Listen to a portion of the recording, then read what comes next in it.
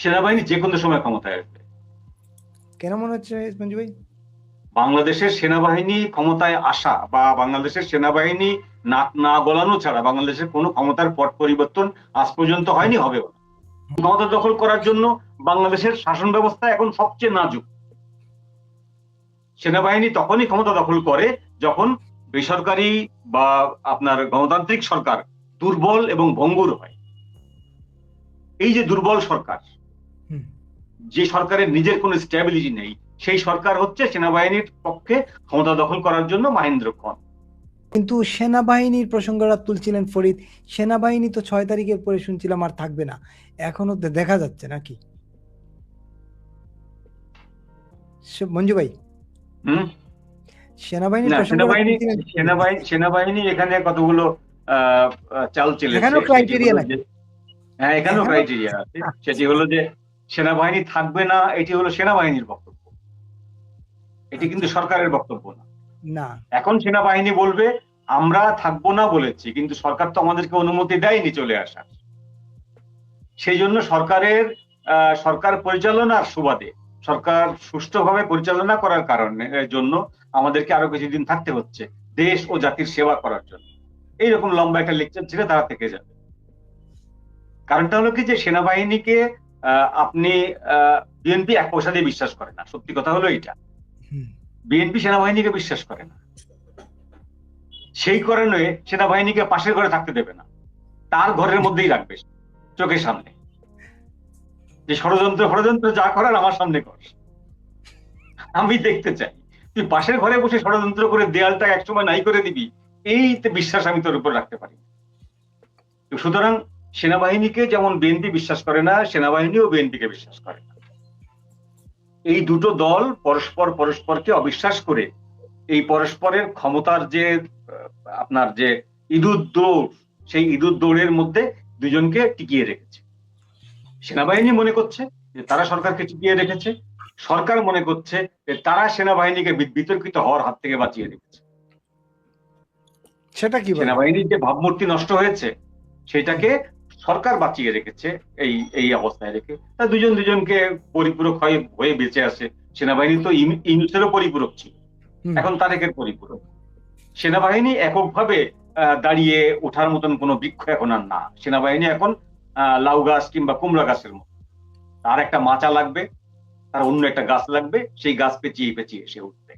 এটা আমাদের ট্রাজেডি, আমাদের জাতীয় ট্রাজেডি, যে আমাদের জাতীয় সেনাবাহিনী তারা একটি দলের অনুগত হয়ে যাচ্ছে এবং ইউনূসের মতো একটা অপগণ্ড, সেই অপগণ্ডের আন্ডারে তাকে থাকতে হয়েছে 2 বছর। এবং এখন তারেক রহমানের মতো একটা ব্যক্তি, যাকে সেনাবাহিনী এক সময় কি করেছে সেটা আমরা আর বলতে চাচ্ছি না, সেই ব্যক্তির অনুগত হয়ে সেনাবাহিনীকে থাকতে হচ্ছে। এটা একটা দুঃখজনক। এটা যাদের জন্য হচ্ছে তারা নিজের ক্ষমতার জন্যই তারা সেনাবাহিনীকে এই বিতর্কিত জায়গায় নিয়ে এসছে। তার মানে সেনাবাহিনী নিজেদের ভাবমূর্তি নিজেরাই আসলে দুর্বল করে ফেললো। ডেফিনেটলি দুর্বল করেছে, এবং এটা খোদ সেনাপ্রধান স্বীকার করেছেন যে সেনাবাহিনী যত বেশি দিন ব্যারাকের বাইরে থাকবে তত বেশি করে তারা বিতর্কে জড়াবে, তত বেশি করে তারা তাদের যে প্রফেশনালিজমকে নষ্ট করবে, তত বেশি করে তারা তাদের আসল যে কাজ দেশ রক্ষা সেটা ব্যাঘাত ঘটবে, নিজে স্বীকার করেছেন। খুবই পরিষ্কার।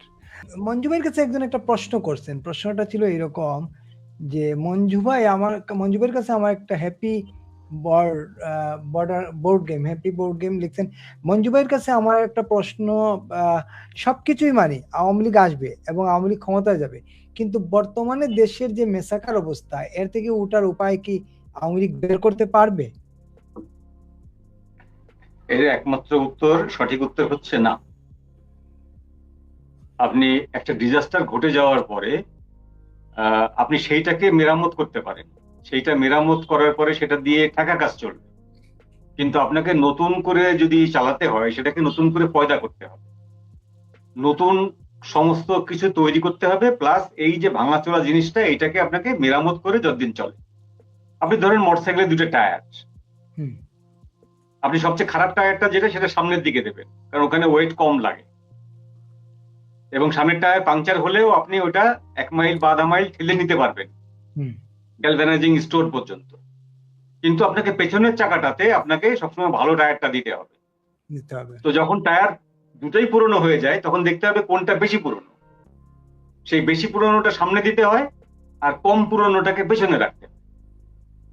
এখন আওয়ামী লীগ যদি ক্ষমতায় আসে বা অন্য যে কেউ ফেরেস্তা যদি ক্ষমতায় আসে, 33 জন বা 330 জন ফেরেস্তা বাংলাদেশের ক্ষমতায় এসে গেল, সেই ফেরেস্তা ক্ষমতায় আসলেও এই যে অর্থনৈতিক যে ডামাডোল চলছে, বাংলাদেশের যে পাইনটা মারা হয়ে গেছে, শিক্ষা, সংস্কৃতি, অর্থনীতি, বৈদেশিক বাণিজ্য, শিল্প কারখানা, টোটালি যে ডিজাস্টার ঘটে গেছে, এইটা থেকে উত্তরণ সহজ না।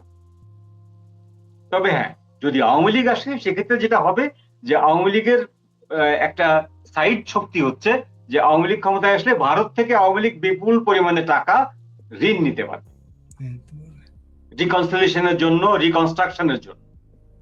সেই ঋণটা কিন্তু ওই ফেরেশতারা পাবে না বা অন্য কেউ পাবে না, সেনাবাহিনীও পাবে না। যদি সেনাবাহিনীও ক্ষমতা দখল করে তো তুরস্ক, পাকিস্তান ওই ঋণ দেওয়ার হ্যাডম রাখে না, ক্ষমতা রাখে না, আর আমেরিকা দেবে না। আমেরিকা যাই করুক, আমেরিকা সারা দেশে, সারা পৃথিবীতে আপনার ঘাঁটি বানাক, সারা পৃথিবীতে কালার রেগুলেশন পয়দা করে বেড়াক, তারা কিন্তু সেনা শাসনকে আবার বৈধতা দেয় না। হ্যাঁ, চোরের আবার কিছু ইমান আছে, তো সেই ইমানটা হলো যে তারা সেনা শাসনকে বৈধতা দেয় না। ইমানদার বেঈমান, মোড়ক তাদের লাগে, ইমানদার বেঈমান, ইমানদার বেঈমান, ইমানদার বেঈমান, তাদের একটা ডেমোক্রেটিক একটা মোড়ক লাগে। তো সেই জন্য আওয়ামী লীগ ক্ষমতায় আসলে যেটা হবে যে সেটা হলো যে ভারত থেকে বড় অঙ্কের একটা ঋণ পাবে, সেই ঋণটা দিয়ে এই ড্যামেজ কন্ট্রোলটা করতে চেষ্টা করবে। কিন্তু সহজে এই ড্যামেজ কন্ট্রোল হবে না।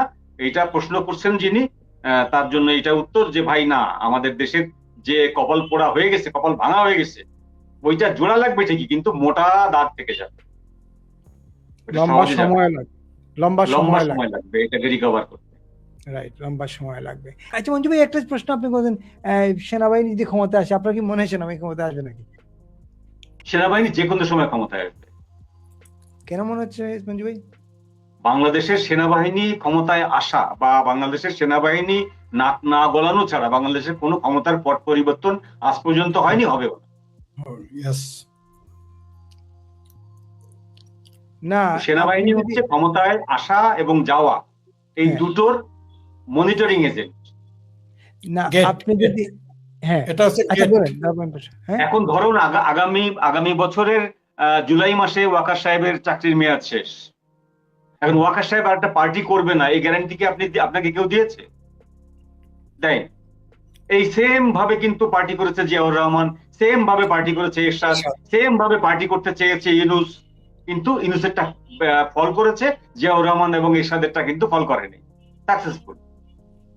প্রথমে সেনাবাহিনী দখল, তারপরে দেশ রক্ষা, দেশকে উদ্ধার করা, তারপরে সংবিধান স্থগিত করা, করে দেশকে সামরিক আইনের মাধ্যমে এনে একটা জায়গায় নিয়ে যাওয়া, তারপরে একটা দল গঠন করা, দল গঠন করে একটা নির্বাচন দেওয়া, নির্বাচন দিয়ে নিজের কিংস পার্টিকে জিতিয়ে আনা। এই যে মেথড, এই মেথড তো বাংলাদেশে অ্যাপ্লাই হয়েছে বেশ কয়েকবার। তো এখনো যে হবে না এই মর্মে কেউ কিন্তু আপনাকে কোনো গ্যারান্টি দেয় নাই। না, যত বেশি সেনা শাসকরা বলবে যে আমাদের কোনো ইচ্ছা নাই, ততই সন্দেহ বেশি হবে, ততই আপনাকে সন্দেহ করতে হবে যে অভিলাষ না থাকলে অভিলাষ শব্দটা উচ্চারণ কেন হচ্ছে, কেন না। ঠিক, আপনার অভিলাষ আছে কি না আছে টের পাওয়া যাবে আপনার এই 26 জুলাইয়ের পরে, এই 27 জুলাইতে। না তাহলে আমার প্রশ্নটা হচ্ছে যে তা উনার তো মেয়াদ শেষ, উনি তো রাষ্ট্র ক্ষমতায় না, কিন্তু দেশটা একটা নির্বাচিত, যে প্রকারের নির্বাচন হোক একটা সরকার তো চালাচ্ছে। তাইলে এই জিয়াউর রহমান কিংবা সামরিক জেনারেল জিয়া, জেনারেল এরশাদ, দুইজনই তো সামরিক শাসক, দুইজনই তো ক্ষমতা দখল করে অ্যাডমিনিস্ট্রেটিভ পাওয়ারটা তাদের হাতে ছিল বইলেই তারা করছেন। এখন তো অ্যাডমিনিস্ট্রেটিভ পাওয়ার একটা নির্বাচিত সরকারের হাতে, সে যেভাবে এখানে টেকনিকটা হচ্ছে নতুন টেকনিক, সেটা হলো যে জিয়াউল হক এবং জিয়াউর রহমানের আমলের যে টেকনিকটা, সেইটা আসিম মুনির এবং ওয়াকারুজ্জামানের আমলের টেকনিক হিসেবে আর চলবে না, ওইটা বাতিল হয়ে গেছে। এখনকার টেকনিক হচ্ছে সেনাবাহিনীকে অংশীদারিত্ব দিতে হবে। আপনি যদি অংশীদারিত্ব দেন শাসন ক্ষমতায়, তাহলে কিন্তু তারা ক্ষমতা দখল করবেন। যদি আপনি অংশীদারিত্ব না দেন, এই যাদের 55টি বা 53টি বা 52টি তাদের ব্যবসা প্রতিষ্ঠান আছে সেনাবাহিনীর, হ্যাঁ, আপনি যদি এই ব্যবসাটা তাদের করতে না দেন, আপনি যদি জাতিসংঘের ব্যবসাটা করতে না দেন, আপনি যদি তাদেরকে বিদেশে ট্রেনিং এর জন্য না পাঠান, তাদেরকে যে পারচেজ কমিটিতে না রাখেন, অর্থাৎ এই যে তারা যে থাকতে চায় দেশ পরিচালনায়, যেভাবে আসিম মনির সাহেব আছে পাকিস্তানে, তাই না? আসিম মনির সাহেব কিন্তু যে কোনো সময় আপনার এই যে ইয়াকে আপনার এই পাকিস্তানের প্রধানমন্ত্রীকে ডেকে এনে বলবে যে পদত্যাগ করেন। পাকিস্তানের প্রধানমন্ত্রী হাসতে হাসতে পদত্যাগ করবে। সেই ক্ষমতা তো সে নিয়ে নিছে, তাই না? নিয়ে নিচ্ছে। এখন সে কেন করাচ্ছে না? কারণ তার যে প্রাপ্যটা সেটা ক্ষমতা দখল না করেই সে পাচ্ছে। তাকে দাওয়াত দিচ্ছে কে? President Trump. সে কিন্তু প্রধানমন্ত্রীকে দাওয়াত দিচ্ছে না, ডিনারের দাওয়াত দিচ্ছে, লাঞ্চের দাওয়াত দিচ্ছে আসিম মনিরকে। এবং তুরস্কের ইরানের সঙ্গে আমেরিকার এবং ইসরায়েলের যে শান্তি চুক্তি হচ্ছে, এটা মনিটরিং করছে কে? আসিম মনির, শাহবাজ শরীফ না। তো সেই রকম যদি বাংলাদেশে যদি আপনি ওয়াকার সাহেবের যদি এরকম ক্ষমতা খর্ব করেন, ওয়াকার সাহেব কয়েক মাস আগে বলেছেন না, সেনাবাহিনী জনগণের সেবা করতে চায়, সরকারের সাথে প্যারালাল থেকে সেনাবাহিনী জনগণের অংশীদারিত্বের সাথে জনগণের সেবা করতে চায়। তো সেই অংশীদারিত্ব যদি আপনি না দেন, তাহলে ক্ষমতা দখল করবে।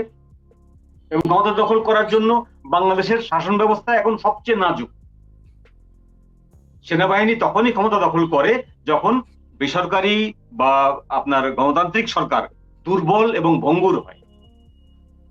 এই যে দুর্বল সরকার, যে সরকারের নিজের কোনো স্ট্যাবিলিটি নেই, সেই সরকার হচ্ছে সেনাবাহিনীর পক্ষে ক্ষমতা দখল করার জন্য মহেন্দ্রক্ষণ। সুতরাং আমি ওই সম্ভাবনাটা অলওয়েজ মাথায় রাখি। সেটা আজকে হোক, 27-এ হোক, 28-এ হোক, হতেই পারে, নাও হতে পারে।